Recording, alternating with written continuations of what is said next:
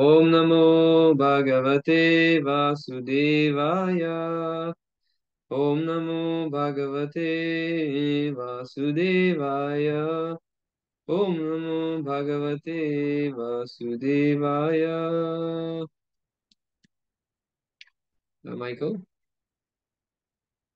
Oui, Dhritarashtra Uvacha Dharma Kshetre Kurukshetre Samaveta Yuyu Tava Mamaka Pandava Saiva Kim Akurvata Sanjaya.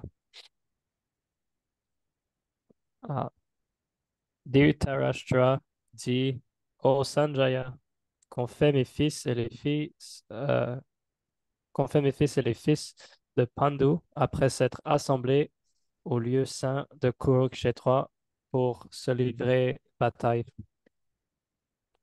Le Bhagavad Gita est un texte sacré très répandu qui expose la science de Dieu. Le Gita Mahatmya, les gloires de la Gita, tout en résumant l'ouvrage, recommande de l'étudier attentivement sous la direction d'une personne entièrement vouée à Sri Krishna. On doit en saisir la teneur sans y introduire ses propres idées. Du reste, par l'exemple d'Arjuna, qu'il a reçu euh, directement du Seigneur, la Bhagavad Gita elle-même indique comment chacun peut avoir une compréhension claire de son enseignement. Celui qui a la chance d'appréhender ce savoir à travers la filiation spirituelle issue de Krishna, sans aucune interprétation personnelle, acquérera une connaissance supérieure à celle obtenue par l'étude de tous les écrits védiques ou de tous les textes sacrés du monde. Outre le message de l'ensemble des écritures relevées, on retrouvera dans la Bhagavad Gita des informations qu'on trouve nulle part ailleurs. De là son caractère exceptionnel, la Bhagavad Gita nous livre la perfection de la science théiste, car elle fut directement énoncée par Dieu lui-même, Shri Krishna. Les propos échangés entre Dhritarashtra et Sanjaya, tels qu'ils sont rapportés dans le Mahabharata, servent de support à cette grande philosophie. Le Seigneur venu en personne sur notre planète pour guider les hommes l'exposa sur le champ de bataille de Kurukshetra, terre sacrée, lieu de pèlerinage depuis les temps immémoriaux de l'ère védique. Le mot Dharma Kshetra, lieu où s'accomplissent les rites religieux, est d'ailleurs lourd de sens dans ce contexte, car c'est la personne suprême, Dieu lui-même, qui se trouve aux côtés d'Arjuna sur le champ de bataille de Kurukshetra. Dhritarashtra, le père des Kurus, doute fort que ses fils. On peut laisser Madhavananda. Ouais.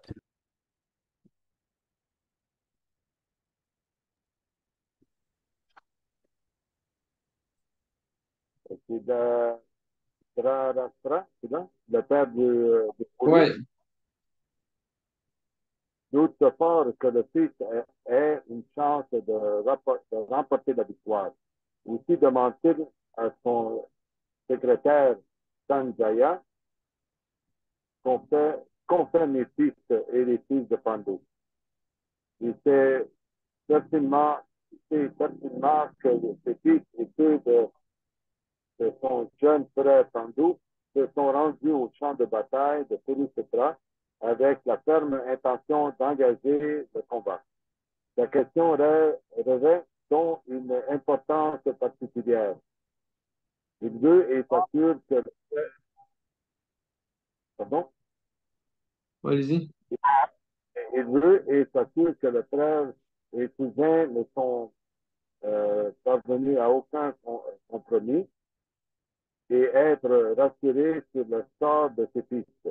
Il craint beaucoup l'influence du lieu sacré sur l'issue du combat, d'autant que les dégâts et les décrivent comme un lieu de culte, même pour les habitants des cieux. Il sait donc très bien qu'en raison de leur vertu Abdina et les fils de Pandou, verront cette influence bénéfique jouer en leur faveur. Par la grâce de son maître Vyasa, Sanjaya a le privilège de voir le champ de bataille sans avoir à quitter le palais de Dhrarashtra. Ces derniers, qui n'ignorent rien de son pouvoir, lui demandent de décrire ce qui se passe. Dhrarashtra dévoile ici cette pensée. Bien que ses fils et les fils de Pandu, les Pandavas, appartiennent à la même famille, les les siens seuls sont de Kuru. Les autres devant être écartés du héritage royal. Nous voyons clairement quelle est la position de Trayarastra vis-à-vis de ses neveux, les fils de Pandu. Il devient, il devient évident que dès le début de cette narration, que Duryodhana, le fils de Trayarastra, et ses partisans seront balayés du champ sacré de Krishna, où se trouve Krishna, le père de la religion. Ils en seront arrachés comme les mauvaises herbes d'une rivière et les gens profondément religieux, conduits par Yodhashthir, seront leurs droits rétablis par la grâce du Seigneur. Tel est le sens des mots Dharma, Kristre et Kuru, hormis leur importance historique et védique. Right. Om Gyanatimirandasya Gyananjanashalakaya Chakshurmilitam Yena Tasmai Shri Gurave Namaha.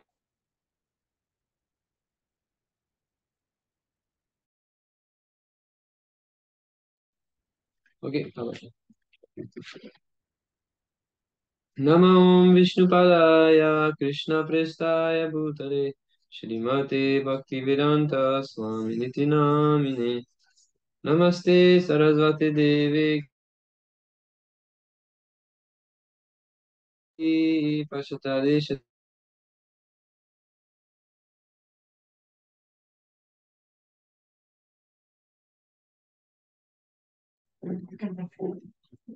Vanchakalpatarubhyascha kripa sindhubhyahe vacha Nadikanam pavanebhyo vaishnavebhyo namo namaha. Jai Shri Krishna Chaitanya Prabhu Nityananda Shri Advaita Gadadara Shivasadi Gaura Bhakta Vrinda Hare Krishna Krishna Krishna Hare Hare Hare Ram Ram Ram Hare Hare Mukam karoti vacharam pangum langayate girim Yatkripa tamaham vande Shri Gurum Dinataranam.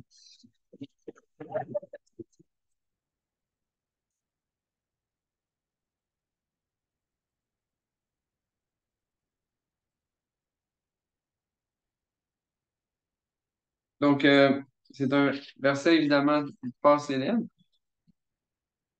et ça nous indique beaucoup de choses en un seul verset. Donc, je vais juste dire une ou deux choses et puis vous pouvez partager ce que vous avez compris. Euh, mais Prabhupada, il parle de plusieurs choses.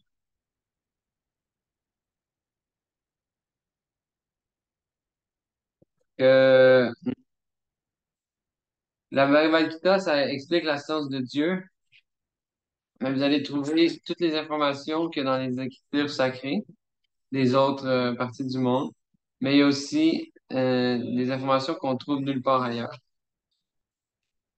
Et on avait dit, Prabhupada a dit, celui qui a la chance d'appréhender ce savoir à travers l'appellation spirituelle acquérera une interprétation, acquérera une connaissance supérieure à celle acquérie par l'étude des écrits védiques et tous les textes sacrés du monde.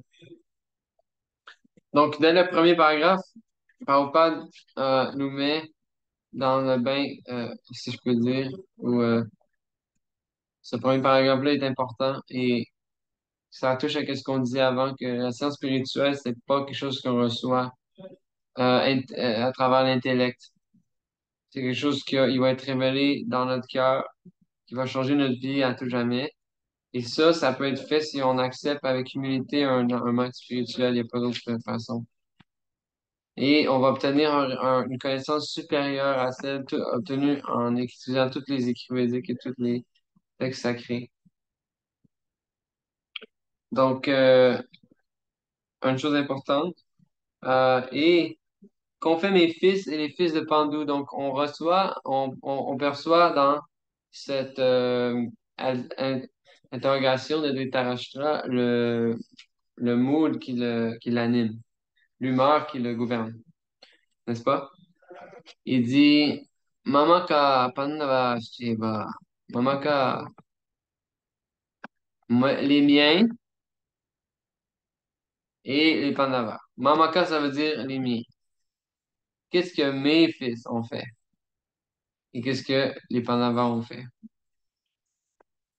Donc, Dhritarashtra, à cause de, ça dit plus tard, il était à la fois aveugle physiquement, mais aussi spirituellement. Pourquoi? Ça l'explique plus tard parce qu'il y avait un attachement envers sa famille. Donc, l'attachement, c'est ça qui nous fait agir de toutes sortes de façons indésirables. Nunam pramata kurute vikarma, qui nous fait agir de toutes sortes de façons euh, qui sont pas souhaitables. C'est ce qui nous fait perdre notre intelligence et c'est ce qui nous fait renier nos principes et c'est ce qui nous fait agir d'une façon parfois manipuler les autres, n'est-ce pas? Donc, Dhritarashtra, dans le Srimad Bhagavatam, il se fait conseiller par Vidura de cesser ses atrocités envers les Pandavas et de mettre un fin à cette guerre qui va se dérouler. Mais il dit, oh Vidura, tes instructions sont vraiment bonnes. C'est-tu Vidura? Je crois que c'est Vidura. Mais il reste juste comme un instant dans ma pensée, comme un éclair, il reste juste un instant dans le ciel. Parce que j'ai un attachement à mes fils, je peux pas écouter tes conseils. Je suis pas capable d'exécuter tes conseils. Donc ici, la mentalité de Dhritarashtra, les miens et les autres. Mam, ça s'appelle Aram Mameti, moi et les miens. OK? Donc l'âme conditionnée dans ce monde s'attache en premier au corps, qui est l'objet naturel de notre attachement, n'est-ce pas? Et ensuite, tout ce qui est en lien avec le corps, ça nous devient très cher pour nous aussi. Notre maison, nos affaires, nos affaires, nos bébés, tout ce qui est en lien avec le corps. Et en fin de compte, ma famille. Ma famille, ça veut dire ceux qui sont attachés, qui sont reliés à mon corps. Les enfants, mes, co- ma, mon compa- ma compagne, mes parents. Donc, et c'est le même attachement qui va être discuté plus tard dans le chapitre 2 ou ben, plus tard dans ce chapitre, que Arjuna parle de sa détresse euh, à euh, Krishna. Et il peut comprendre que la source de sa confusion, c'est que il éprouve l'attachement envers sa famille et il pense qu'il peut les sauver du danger. Donc, les Écritures, les Écritures en général, ils sont assez, ils s'attaquent assez fermement en fait à cet attachement-là qu'on dit familial, on pourrait dire.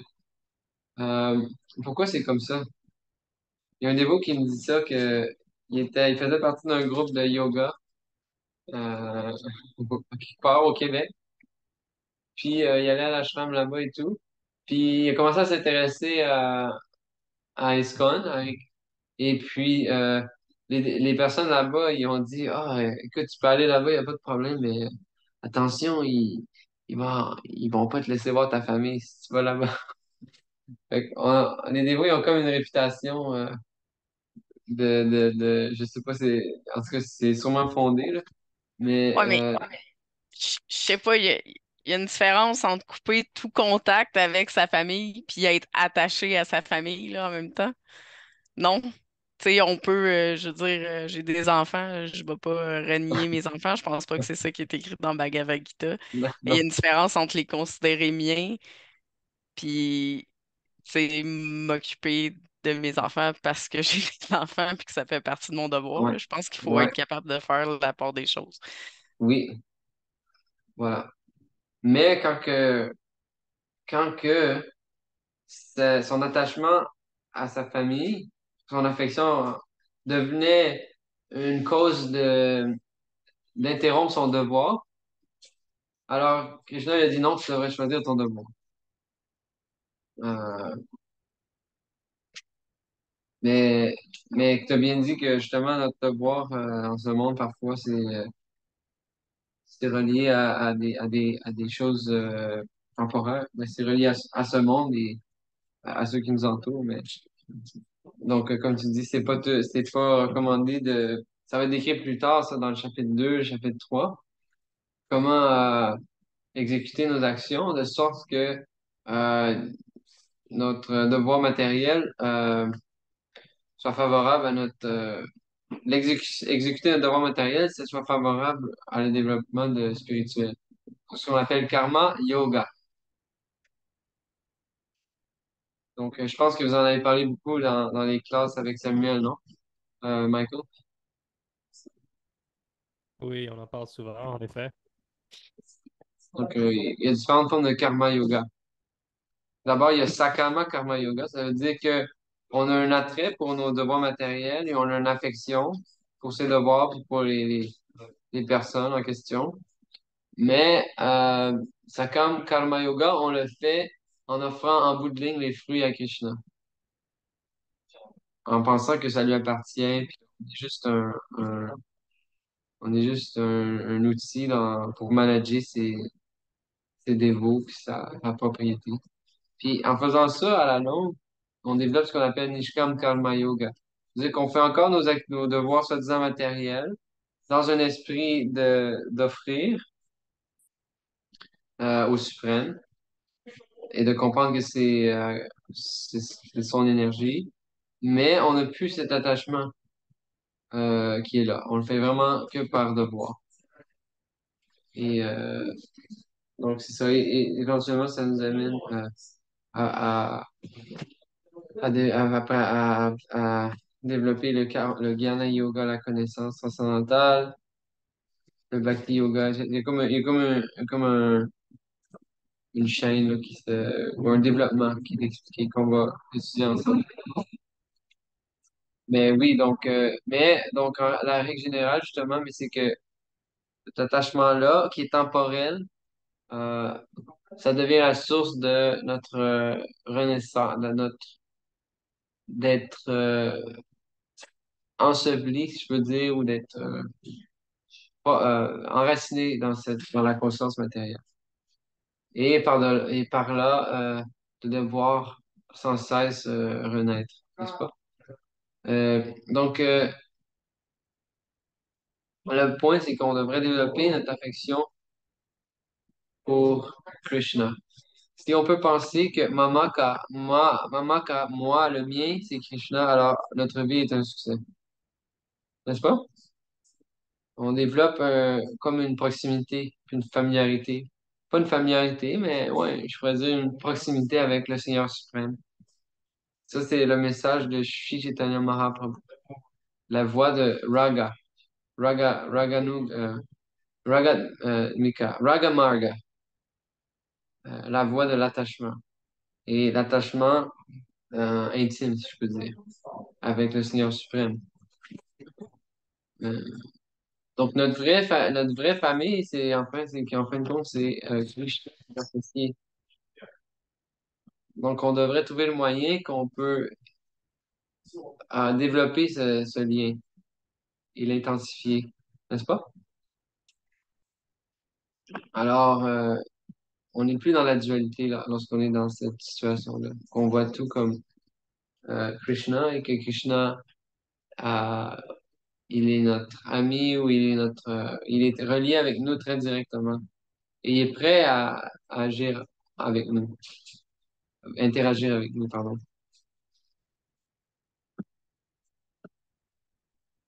Donc voilà, il est déjà 8 heures. Je ne veux pas étirer trop le soir, la semaine.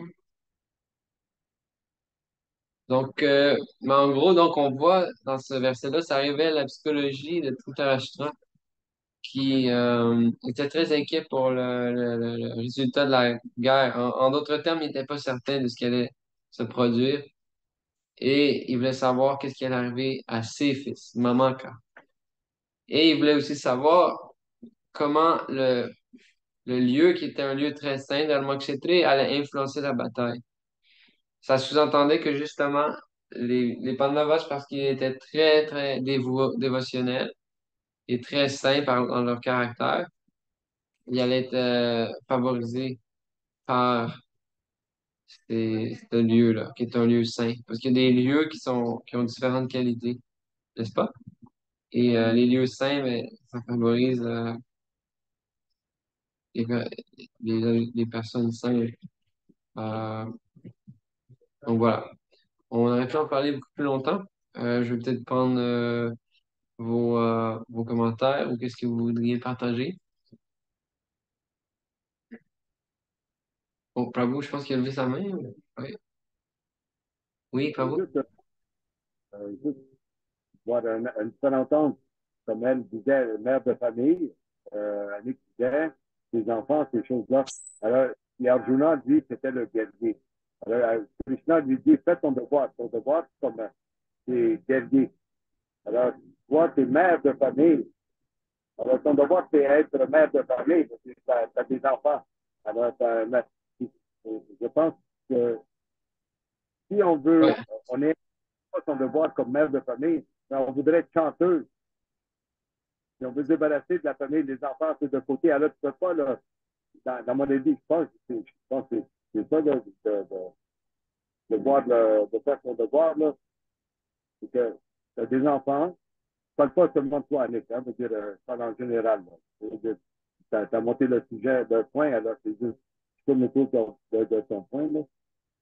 Alors, c'est comme tu as des enfants, ça, c'est vraiment la base que Dieu te donna à vivre. Alors, tu le vis selon ton devoir d'éduquer les enfants dans la voie spirituelle, de donner un corps en santé, tout ça. Mais s'ils ont le, le, le, vision, le monde de dualité, voudrait être chanteuse, comédienne, il est prêt à abandonner son duty, sa vraie la nature d'être maître, et elle veut faire son ego, le moi je veux être célèbre, tout ça. Alors, c'est là que la souffrance vient, un peu, parce qu'on ne fait pas son devoir, même si on peut faire être chanteuse, là. Actrice mieux qu'être père de famille, ou très bien comme actrice. Ouais. C'est un bon exemple, Prabhu. Hein? C'est un bon exemple, ouais, merci. Les devoirs, on appelle ça des devoirs prescrits. Souvent, Prabhupada, il parle ça comme ça veut dire selon la position que notre karma il nous met ou que ouais, dans quelle position on se trouve, ben, il y a des devoirs qui sont prescrits pour notre position. Donc, de toute évidence, si on a des enfants, on est responsable si on est un parent, on est responsable. Si on est un enfant, on a un devoir envers nos parents. Si on fait partie d'une société, on a un devoir envers la société qui nous maintient. Mais On a des devoirs. Oui, il y a danger dans ça si euh, on se prend au sérieux. On va en dire, on devient vraiment euh, la douleur de quelle mère se sentir tout ça, c'est comme elle le prend par l'attachement. Tu veux dire, on va pas dire de laisser les enfants de côté, là, les envoyer, mais il n'y a rien qui nous appartient, même pas les enfants. Ça, c'est, même si tu as été mère, Annick, ça veut dire, ça, tu le sens dans toi qui ne t'appartient pas un jour, ils vont s'en aller, puis ils vont faire ce qu'ils veulent aussi. Tu sais. Alors, c'est d'avoir cet détachement en même temps que rien ne nous appartient. Il ne faut pas en souffrir. Alors, plus on est des identifications au rôle ou là, tu as des enfants, ça veut dire que tu as plus d'identification dans le monde de dualité. Après, tu as une maison, tu as encore plus d'identification. Alors, la souffrance devient, si on les attachements, devient plus grosse. C'est ça un peu le problème. Donc, oui. Ben, comment dire, la nature matérielle, je vais terminer avec ça, OK?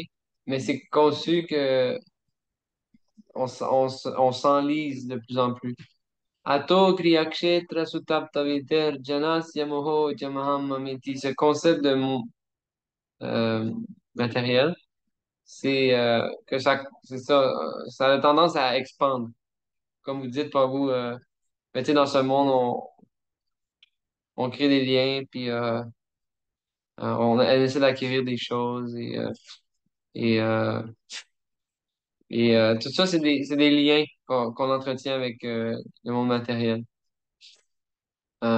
Mais c'est ça, donc le message de la Gita, c'est à la fois, en étant immergé dans toutes sortes d'activités, il y a moyen d'être non pas attaché à ces choses avec lesquelles on interagit, mais plutôt être attaché au Seigneur suprême.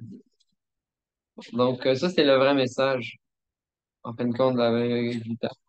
Comment augmenter notre bhava ou notre affection envers Krishna. Si on accomplit ça, et qu'au moment de mourir, on peut être dans cette relation affectueuse de dépendance et de, de, ouais, de demander de l'aide au Seigneur, alors notre vie a été complètement parfaite. On peut même retourner au monde spirituel. C'est possible.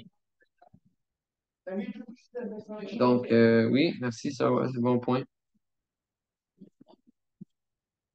Donc, écoutez, j'espère que c'est bon. On a plus informel encore, mais je vous remercie d'avoir été là. Un plus petit audience. Euh, et donc, c'est ça. Et je voulais vous dire que on aura ce week-end un festival de kirtan au temple. Vous êtes un peu loin, OK? Mais bref, on aura plusieurs visiteurs qui viennent de partout dans le monde pour faire le kirtan à Montréal. Et voilà. Et aussi, ça me vient à l'idée maintenant, mais admettons, je sais pas si ça vous intéresserait, Annick, mais le fin la mi-août, on a un festival qui s'appelle Vaishnava Sangha. T'avais-tu entendu parler? Oui, oui, ça OK. m'intéresserait peut-être. Mais c'est dans le bout de Trois-Rivières, je pense. Ouais.